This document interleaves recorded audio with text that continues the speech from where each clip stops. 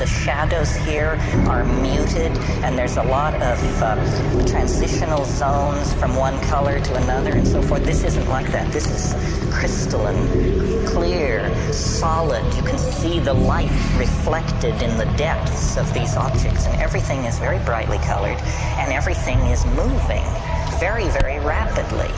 And there are entities there. It's not about calling them up or the whisperings of them. No, they're in your face. And they're right here, and they're worse than in your face, because what they do is they jump into your chest, and then they jump out. And so you're like this. And you have to keep saying, keep breathing, don't freak out, pay attention, and the entities speak to you.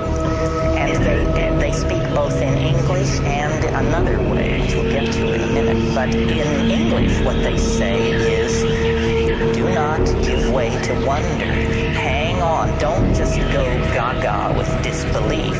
Pay attention. Pay attention. And what they're trying to do is they're trying to show you something. They are very aware of the fleeting nature of this encounter.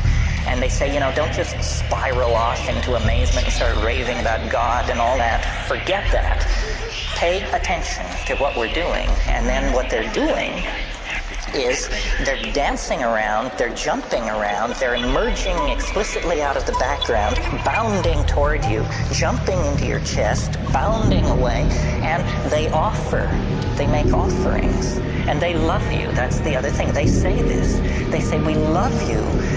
You come so rarely, and here you are, welcome, and then they make these offerings, and the offerings are objects of some sort, and now remember, you are not changed. You're exactly the person you were a few minutes before, so you're not exalted or depressed. You're just trying to make sense of this, and the objects which they offer are like Fabergé eggs, or exquisitely tooled and enameled pieces of machinery, but they don't have rigid outlines. These objects are themselves somehow alive and transforming and changing.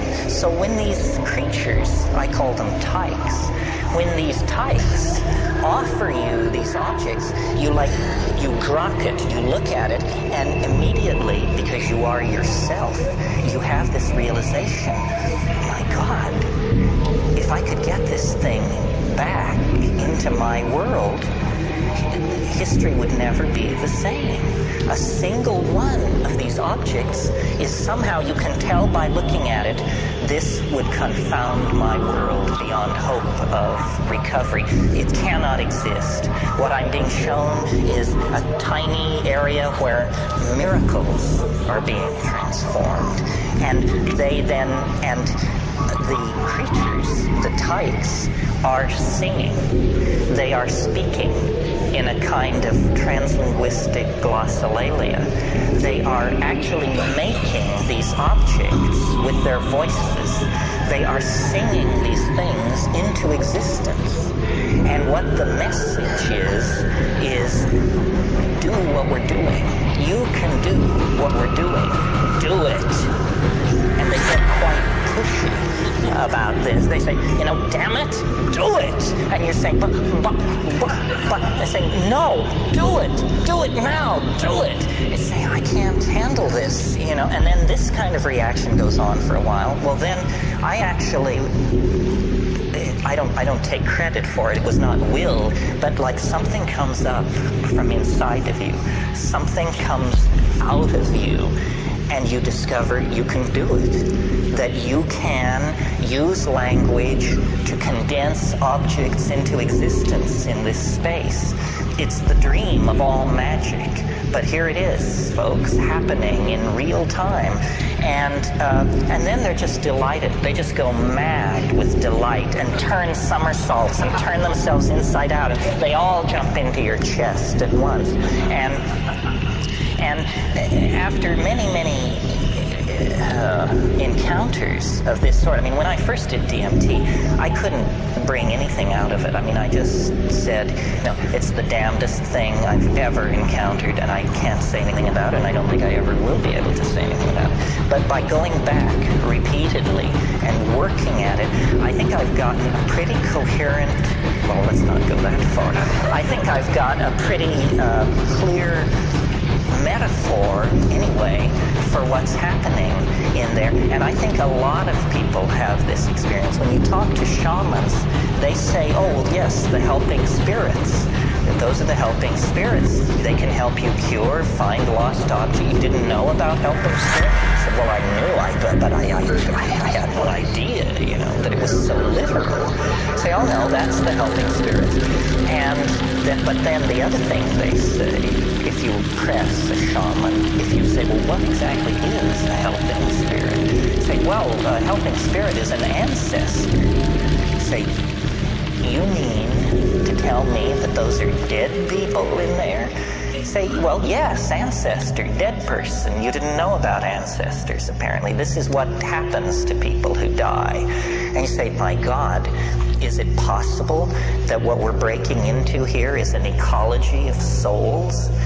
That these are not extraterrestrials from Zenebel Ganubi or Zeta Reticuli Beta. These are the dear departed. And they exist in a realm which, for want of a better word, let's call eternity.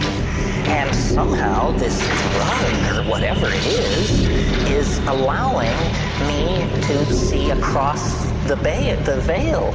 This is the lifting. You want to talk about boundary dissolution. It's one thing to get tied to your partner. It's quite another to get tied to the dear departed of centuries past. That's a serious boundary dissolution when that happens.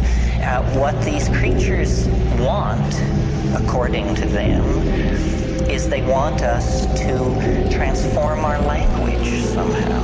And I don't know what this means. I mean, at this point in the weekend and in my life, we all are on the cutting edge. And nobody is ahead of anybody else. Clearly, we need to transform our language because our culture is created by our language, and our culture is toxic, murderous, and on a downhill bummer. Somehow we need to transform our language, but is this what they mean? That we're supposed to condense machines out of the air in front of us? How does this relate to the persistent idea promulgated by Robert Graves and other people that there is a primal language of poetry? That poetry as we know it is a pale, pale thing, and that at some time in the human past, people were in command of languages which literally compel belief. They compel belief because they don't make an appeal through argument or metaphor. They compel belief because they're able to present themselves as imagery. William Blake said, if the truth can be told so as to be understood, it will be believed. And so these things and it's very confusing because you wonder, you say, well, have people been doing this for thousands of years? And if so, have they always encountered this tremendous urgency on the other side? If people have been doing it for thousands of years, why is there this urgency on the part of these entities? And who exactly and what exactly are they? It appalls me, you can probably tell, that I have to talk about this because this is not my bailiwick. I mean, I'm a rationalist who's just had a very weird set of experiences, but I am a rationalist.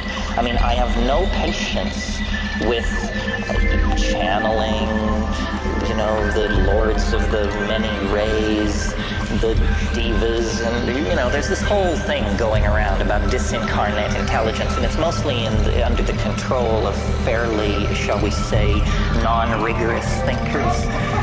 But I like to think that I am a rigorous thinker, and yet here I am telling you that, you know, elf legions awake in hyperspace, one toke away.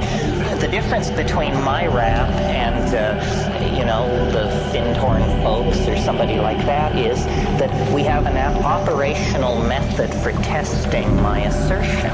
We can all smoke DMT, or you can make it your business to now find out about this and see for yourself. And not everybody agrees with me. I mean, some people say there wasn't anything like that. But some people agree, and I think if you get 2 out of 10 agreeing with a rap like this, then you better pay attention.